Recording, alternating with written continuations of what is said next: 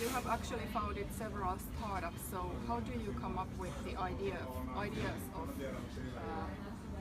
for a new startup? Well, for instance, Sudden Coffee, which is a gourmet instant coffee company that we co-founded with our barista from Kokemuksia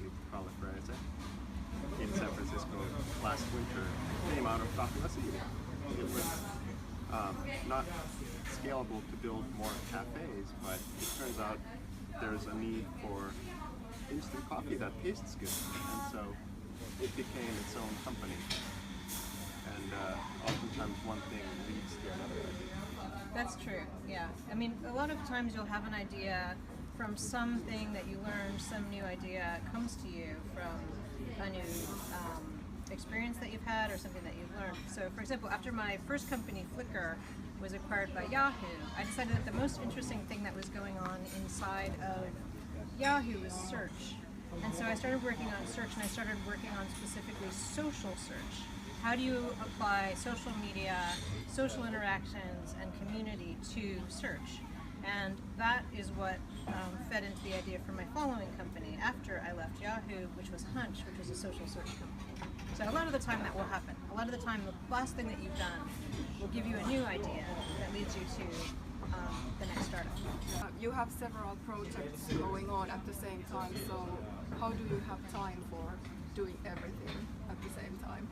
Well, I think a lot of it is eliminating all of the kind of the unpleasant, time-consuming things in your life. So one of those would be commuting. So we work a lot of the time from home. We work remotely when we're here on our companies that are based in California, which given the time zone difference is actually a big challenge. It's most of the time zone that's a challenge, not the location where you are.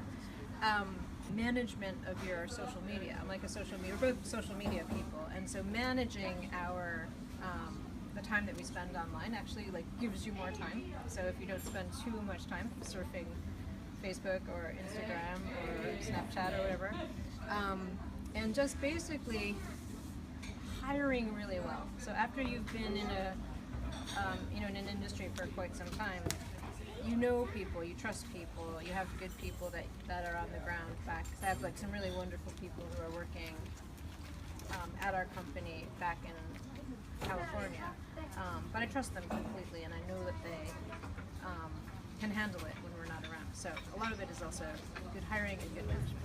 Okay. And finally, what is the recipe for building a successful startup company? To create a successful business, I think the first premise is that you have to actually work on something that people really need. That isn't just something that you like, but that other people actually need and want. That's the hardest part. And sometimes you only discover that after you start, because then you notice that people will tell their friends, and if you serve everyone really well, they will come back and they will tell their friends.